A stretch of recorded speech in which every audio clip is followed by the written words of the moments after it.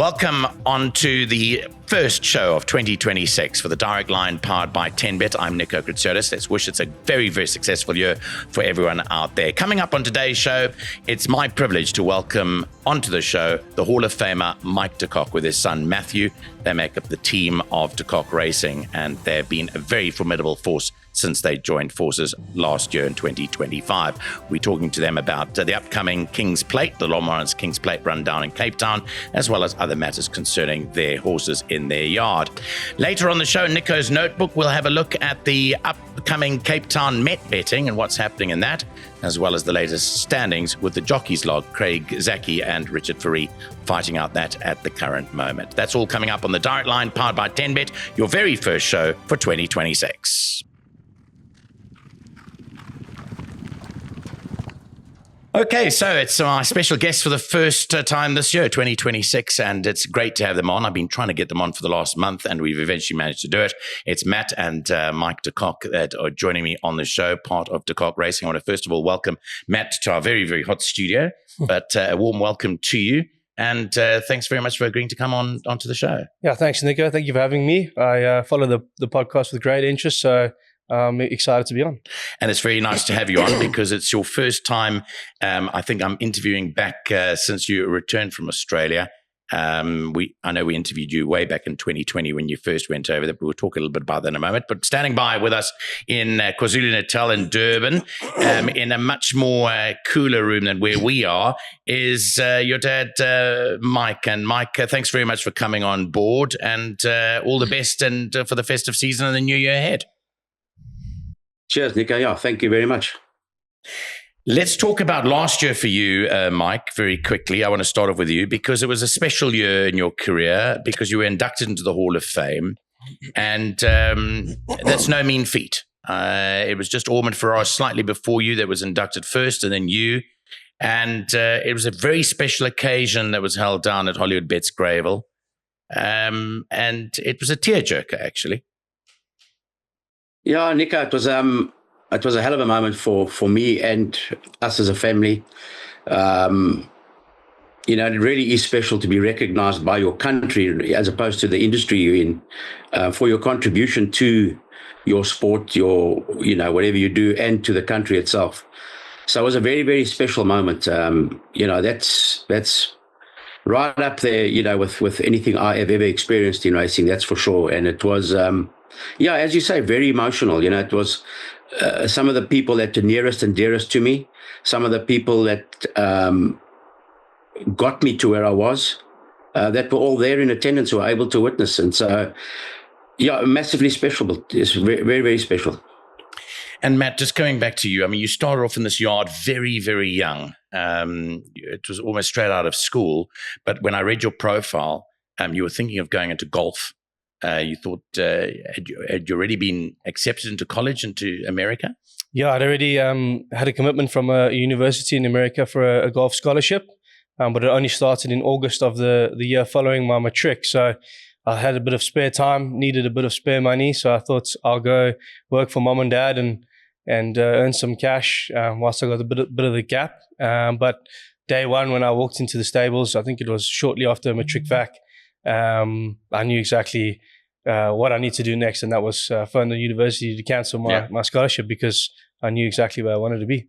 So that was it. It was already in the stars. It was already in the stars, and I think my dad was extra happy because I saved him a lot of money with the schooling fees at university, and now at least I was contributing to the business. But growing up, I always was an avid follower of racing, but I never really was one for waking up early in the morning and going to track. But once I'd been in the stables and experienced that side of it, the bug truly bit me, and there was no looking back. I mean, we age ourselves, Mike, because I remember coming to your yard when you had Mr. McDonald in your yard and the greaty Gugu there, and you'll know that story. It's well documented that we used to joke around about Mr. Mac. But the bottom line is, he said to me the one day at the Vaal, he said to me, look, you think that this horse is a champion, so in future you will do all the interviews because my English ain't too good. His English wasn't great, to be honest. You were his interpreter, I think. Yeah, I think I was his interpreter. The point being is that, Matt, you were there at the time when Igugu was there, and she was like the apple of your eye, wasn't she? Yeah, well, she was really early in my racing career. It was basically in the first 6 months of me working in the stables. Dad had, the process of in the winter taking most of the horses down to Durban, the warmer weather, and she walked in the stables. I think it was maybe June of that winter, and Dad had left me with 25 horses and said, "Crack on, phone me every day, tell me what you're doing, why you're doing it, and let's let you learn that way." And she walked in the yard that winter season, and I think I phoned my dad after, like 6 weeks of working with Igugu, and I said, I think we have a champion here. And his words probably can't be quoted on this podcast, but he basically said to me, "Lati, you've been in the game for 5 minutes, just settle down." But it was that obvious, as soon as you started working fast and upsides other horses, that she was certainly different to the others. Absolutely. You've got an affinity, Mike, with Dutchmen, though, because there's another Dutchman on the scene at the moment that you've had a long association with. I mean, Hank Leonard, I met Hank Leonard, a proper Dutchman in the true sense. I met Hank many, many years ago when I was a teenager commentating in Zimbabwe, and he was so passionate about his racing. Well, I tell you what, to reignite that man and to see how happy he is these days with Jan van Gooyen is absolutely amazing to see. But let's just go back a little bit, back to when Epitoi came to you from Zim. What were your first impressions when you first got her? Well, obviously the story of how I got it, through Hank and remembering him and tapping me on the shoulder in a betting queue. But he, then obviously I'd gone and looked at how she had won in Zimbabwe, and obviously she was winning quite well, and she was, looked a really good filly in Zimbabwe. And then what part of the deal was that Nolene Peach would train her for the Guineas, send her down to me a week before. And she'd run in the Guineas. I think Jeff Lloyd rode her, and then stay with me, obviously, from then on. But I must be honest, with the greatest respect to Jeff, it wasn't his greatest ride.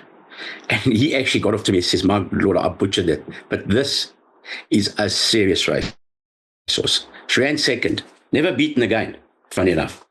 And I realized that day, this is something special. And then working with her into the Classic, it was like, this just got better and better, faster, you name it, every single day. It was very seldom you'd see horses just take a step up, step up, step up. Whatever you ask, whatever you do, they just do more, bring it on type of thing. And she won her next start for me, and I think she broke the track record that day in the Classic. So, she was just and the way she won the Will Hamilton, phenomenal racer. The way she won the Will Hamilton, she cruised in that Will Hamilton. It was a joke, Nico. I think if it was the Will Hamilton or the Guineas, I can't remember so well, where Kevin got stuck in a pocket by Pierre, which was quite clever race riding from Pierre. But Kevin didn't panic. He just sat. And honestly, a lesser racehorse would have got rolled. And she just got out and bang, gone. Race was over within a number of strides. As was the July. I think in the July, if she was drawn well, sat fourth on the fence, she would have won by 3 or 4. And she proved herself, obviously, in Dubai. But when you got onto her back, where did that idea come from? Did you suddenly say, "Let me just get up here"? Yeah. Did someone plant the seed in your head? What happened there? No, there was a seed. Well, but that time, I remember reading a story about Sid Laird jumping on his first July when he was back or something. Yeah. And I can't remember if I was being interviewed by somebody. Somebody interviewed me and they said, "What do you do if you win?" And I think they didn't expect. I said, "I'll jump on Epitoi." And they said, "Well, we're going to hold you to it if you did it." And I think I can't remember exactly who it was. That person will remember. Reminded me as I was walking down. So I said, "Well, what the hell? I'm going to do it." She can get top weight immediately. Who gave you the leg up? Who gave you the leg up? Probably Peter Dunius, because it was very hard to get ahead of him when it came to leading in winners. No, he was there first. I watched it again last night, actually. He was there first, yeah. He was there first. Frankie Zaki also used to get his way in there every now and then as well. No, I think he led in Dynasty. Dynasty was definitely one that Frankie Zaki led in. Yeah, no, Frankie's, he was, when you blinked, he was there. I don't know how, but he got there. Just one of those life memories, isn't it? Yeah, absolutely. And you're with him now, 23 years later. You've got the King's Plate favorite, Jan van Gooyen, for him and his daughters. And he's formed this partnership with his daughters, Daniela and Louisa, and it's worked out so well. I mean, you've got a proper racehorse there. Just quickly, how have they come on for the weekend? Both of them. Listen, it's a hell of a ask, Nico, for a 3-year-old. I mean, I think I stand to be corrected. You'll know more than I would. The last time a 3-year-old won, was it Give Me the Green Light? No, One Stripe won last year off the same rating. Okay, sorry, that's very recent. Sorry, One Stripe won off the same rating last year. I was looking at it at 118. 11 3-year-olds or something. Correct. Yeah, it haven't been many, but the way that it's panned out recently, it's the good 3-year-olds will do well because they get that 5 kilogram. I mean, again, it's how good's this crop this year? So there haven't been too many of them exposed to older horses at this level. I'm of the opinion this is not the strongest crop I've seen. So, there's always that doubt in the back of your mind. I think he's going to have to be a lot better than his rating on Saturday to win the race. Because right now I think he's getting away. I mean, could the horses he's beaten, could any of them be competitive in the Queen's Plate? Would you back any of them? Would any of them be shorter than 100 to 1? I don't think so. So, I'm not... I'm a fatalist when it comes to the. I say get out there and race. Let's see. He's either as good as or better or not. It's as simple as and we'll find out afterward. That's what I love about weight for age racing. When there's say like 3 different generations, there's nothing better than a race. You see that in Australia a little bit, where there's a 6-year-old Group 1 winner, a 7-year-old, 4-year-old, and a 3-year-old young gun come in and take them on. You quickly know which of the generations was the great generation, and I think that's what Saturday will tell us. It's not ideal in terms of preparation because you're coming down and you're staying down. Now it's almost 5 weeks that he'll be there. I have seen horses flatten out in that time before, and I have seen horses thrive. Socrates got beat. I think Mathew De Kock he stayed down and got beat, but he ran a very good race. Got beaten to also won 2 Julys. So there's a hell of a lot of question marks on Saturday. I mean, for me, that's and I'm quite comfortable with it. Win or lose, we'll know afterwards what we have or don't have. What's your take on him on the race on Saturday, Matt? Yeah, my takes. I'm very happy to have those 2 horses and drawn 1 and 2, and drawn 1 and 2. Yeah. Callan and Ryan, nice young up and coming riders. I'm very excited for the race. Like Dad said, it's a great race, and Dad's only won it once in 30 odd years of training. Just shows you how hard it is to win the race. So hopefully we can get it done. And you guys have also got Constellation running for the great group of owners, and we have to mention them because, well, are they all going to be there? Because then Cape Town must clear out. I think most of them will be there. I think Ray will be there. Will be there. I think Ray will definitely be there. Ray will be there. He's everyone's bouncer, so he'll take care of things, keep everybody nice and tidy. But again, another 3-year-old at weight for age terms taking on the older horses. It's fantastic. If a 3-year-old can beat a Dave the King or a Buffalo Bill Cody that's in the race, then they're proper horses. But these young guns, they're still pretenders at this stage. They're still flashes. They haven't done it yet. Let's talk about Callan Murray because you went to Australia, and I'm sure he rode for you over there. And you came back. Did he follow you back, or did he just make the call that he wanted to come back home? Yeah, obviously Callan, he came over sometime after I went to Australia, and I wanted him to come live in Melbourne, but unfortunately his visa restricted him to living in Adelaide. So he had a handful of rides for us there, but we always kept in touch. Outside of racing, we're good mates. So he came over, spent Christmases with me, etc. And when I made the call to move home, and we started out here at home, I was getting a little bit frustrated with, like 1 week you got one jockey riding for you, then the next week a different one. And I didn't like that inconsistency and all the success I'd seen, Dad and Aidan O'Brien and Coolmore, Godolphin. It comes with stable jockeys. And I believe in the team atmosphere. And I think a stable jockey is key to that. So, I had this idea that, I messaged Callan. I said, well, there's a gap here for you. There's an opportunity. Do you want to come home? He wasn't exactly, fulfilling his dreams in Australia and a bit going up and down in one spot, and he jumped at the opportunity to come home, and it's just gone better than he could have imagined. So, absolutely. I mean, he's just ridden brilliant races. I mean, when he came back and I saw him coming back, it was like a boy had become a man overnight, Mike. He was a boy when he left. He was a mature adult when he got back, and he's ridden the same way. I mean, how are some of those, especially on Day of the King, two cracking rides? I mean, he's come of age in a big way. No, there's no doubt. That leaving your boy, coming back a man is exactly summing it up. But I think also the racing in Australia, it's massively tactical because of the tight tracks, no false rails. So he's actually learned quite a lot about pace, tactics, placing of horses, that he would have learned here. I mean, you couldn't teach it to a jockey here, because our tracks are quite forgiving. I mean, a jockey can ride the worst race of his life at turf and tin and actually still get away with it, provided it doesn't sit too deep. But it's we've got a lot of forgiving tracks. And I think that's the key, is that he's learned about pace and he's learned tactics, and his studying of the races and that kind of thing is also very sound. Yeah. Talking about your family, I just wanted to find out where the ladies fit in these days. I mean, Di, your mom, and your wife, Monique, are they fitting into the scene still? I guess they are fitting in the scene mostly as a support role these days, which is very important. Mon, having had the two young kids now, it makes it difficult to be there early in the mornings, but she gets there when she can.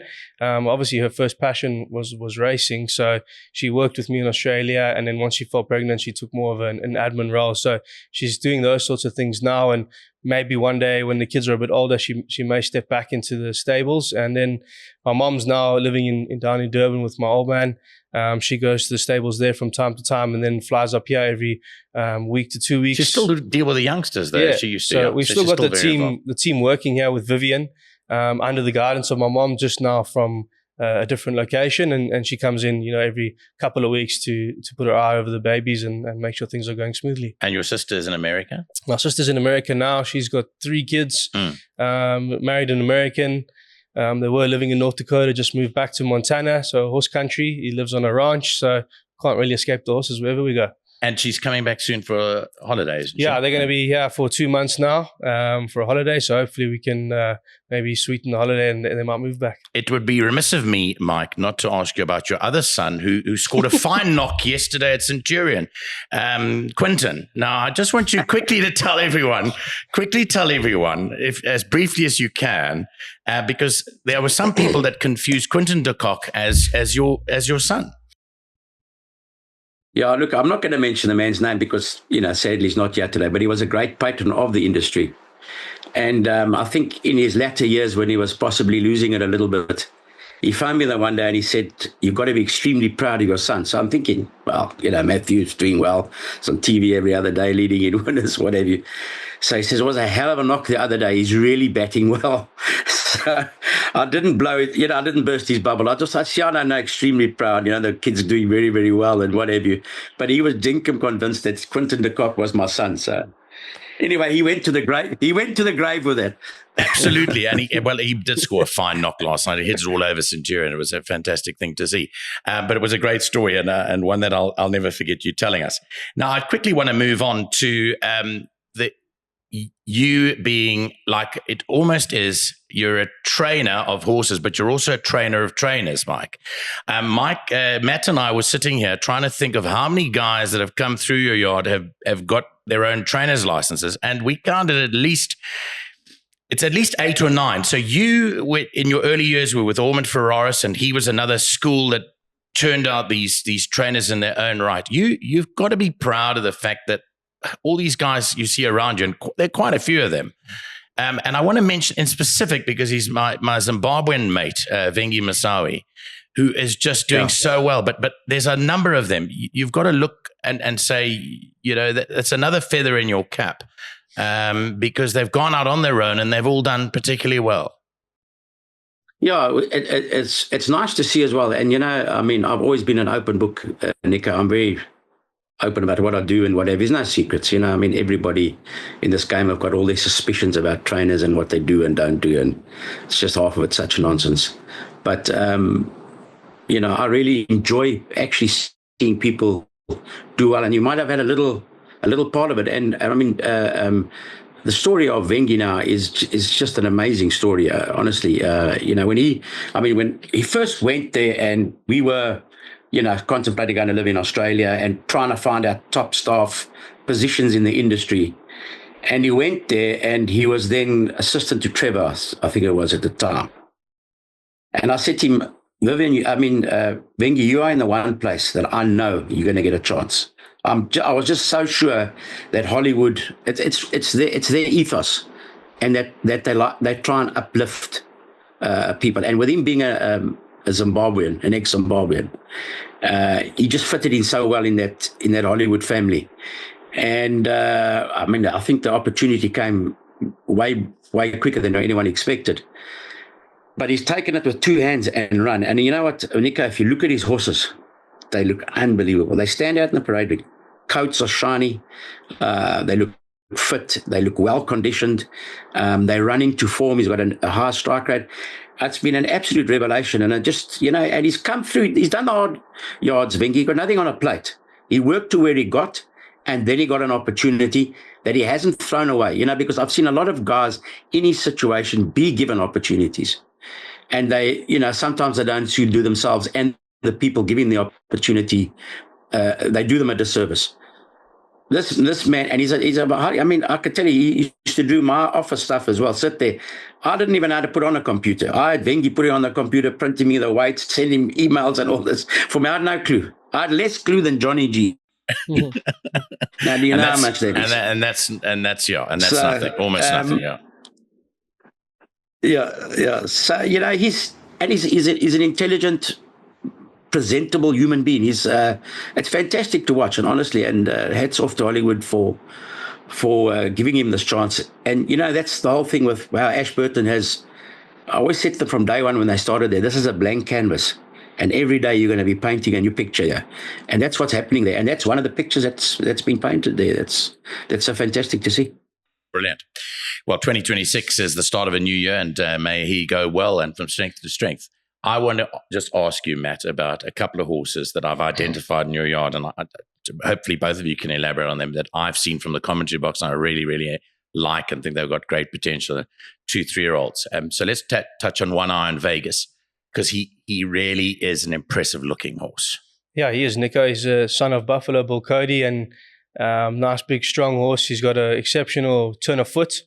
You know, haven't quite worked out what's his best distance just yet, but he's unfortunately bumped Trust on 2 occasions, and we all know how good Trust is. But he's running on Sunday in the Got the Green Light Stakes 1400, and we've got Gate 1, which is a big advantage to him, because both times he's actually raced against Trust, he's been drawn outside of him and not had an easy passage, which is probably what we need to turn the tables on a horse like that. But I think he's also that even in the last 2 months, he's certainly taken a nice step forward and improved. He was a very good winner last start, and I'm looking forward to seeing how he goes on the weekend. And from the fillies' perspective, I have such a keen interest in Drumna Drocket, only because I've just seen how she's come on in her races, and I really enjoy her. What's planned for her? Yeah, she's shown us from day one that she's a stakes potential filly, but over a long trip. So we're gearing our whole season with her towards an Oaks.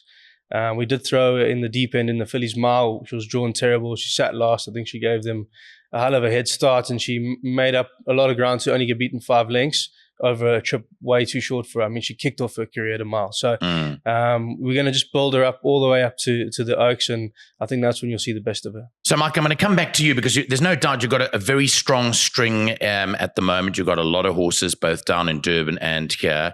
You guys, as a partnership, are 4th on the log at the moment. There's only about 100,000 I saw last night between 2nd and 4th. So it's a clog up in those positions. But it's the blonde trainer in Cape Town that leads the way by a considerable distance. What's your aim I know you're not watching the log every week and to see where you are, but your aim is obviously now being a formidable force back. Your heart's back into it. You can see that you G'd up about the whole thing. Are you planning on challenging for that top spot? If you're successful and you're getting your horses to run well and you're building your stable, which is what we're doing at the moment. I mean, we've come from, I think we started last year, February, when I was down to 30 odd horses, not a lot, and we well over 100 today, but very much in a restructuring, rebuilding phase. We've been very, very lucky to get huge support from Hollywood. It's been massive to have them on board. It's formed a really good association. Lawrence Werner's has been another massive supporter. I'm talking now new owners that have come on. Jason Muragasa. We've been very lucky. Matthew, if there's anyone I've forgotten, you'll remind me. But that those are the three I can think of in particular that have made quite a difference to the numbers and the quality of horses that we do have at the moment. And we've got a very, very young string. I think Matthew was saying the other day that we have 100 horses that are 3-year-olds and younger. So we've got very few older horses. So that's bodes well for the future. It not only bodes well, Mike, but there's something that you said to me when it was the Mike de Kock Epitoi Stakes that you really fired up about going back international. Now, why that interests me, what you said to me at the racetrack there that day at Turffontein, was because you've been there, done it, and you know that the type of horse or the standard of horse that you need to win in a place like Dubai. Is that on the cards for this later this year? Oh, absolutely. I mean, we can't go to this carnival now, early this year, because it's obviously for the end of this year. From a year from now, we would most definitely want to be there for sure. And I mean, I think that's the aspirations of that's everyone in the yard at the moment in terms of the ownership base. It's definitely got to fire Matthew up. He's seen and done it. You see horses like Give Me Another, One Stripe, the other filly that Gaynor owns, I can't think of the name now, the Graham, all been highly competitive abroad. And America's Beach Bomb, that's right. And, and Matthew seen it himself. He used to say to me all the time, Dad, I wish I had a Wamia when he was in Australia. It'll win a Group 1. So, I mean, we know that our top-end horses are good enough to compete. They're having...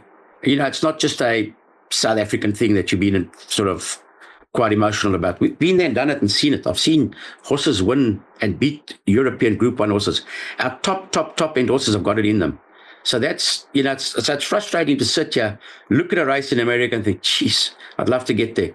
But you're 8 months, a year down the line before you get there. I mean, it's just insane what we've got to go through, So, but that is most definitely on the cards. I mean, it would race my motor, would most definitely races Matthew's motor. And, I'd like to see a lot more horses in America, funny enough. I think we've got a real good chance there on the turf of our horses being, Group 1 winners there one day. That's also on your bucket list, obviously. Yeah, well, we've actually been fortunate enough to be there and race horses in America, but American racing really excites me. So, yeah, to go back there is something I definitely want to do. It's great having both of you in the studio. It's been great catching up with you. I know that it's going to be a great year for both of you. I've just seen how those horses have just been stepped out, and I'm just wishing you all the best. If I can say goodbye to Mike first, all the best. Carry on swimming in that sea, that proverbial sea that we say, and just make a go of it, Mike. All the best to you. Yeah, loving it down here. Thank you, Nico. Okay, and to Matt, thanks so much for coming into the studio, and good luck with your family. I know it's a young family.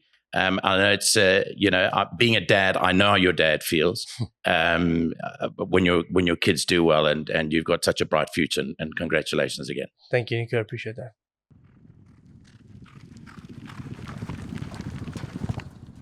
Welcome back to the Direct Line powered by 10Bet. And again, special thanks go to both Mike and Matt de Kock for coming on today's show and chatting about a bit of the topical news around their stable. We now move on to what's happening for the rest of the month. Well, for the rest of the season, actually, because the jockeys table is looking pretty interesting up at the top. You've got Craig Zaki at the time of recording going on 114 winners for the season, ahead of Richard Fourie, who has just gone past the 100 winner mark with 101.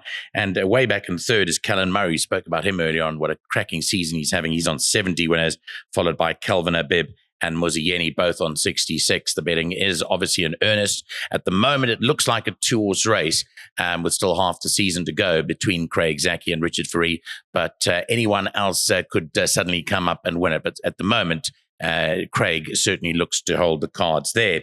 We also have the upcoming Cape Town Met running on Saturday, the 31st of January. And I was looking at the betting last night. Justin Snaith, we also spoke about him a bit earlier on. He has a commanding advantage in the trainer's log at this part of the season. He's got 8 on 18, who is the favorite to win the Cape Town Met at the end of the month at 18-10, with See It Again, who's now joined his yard, in at 5-1.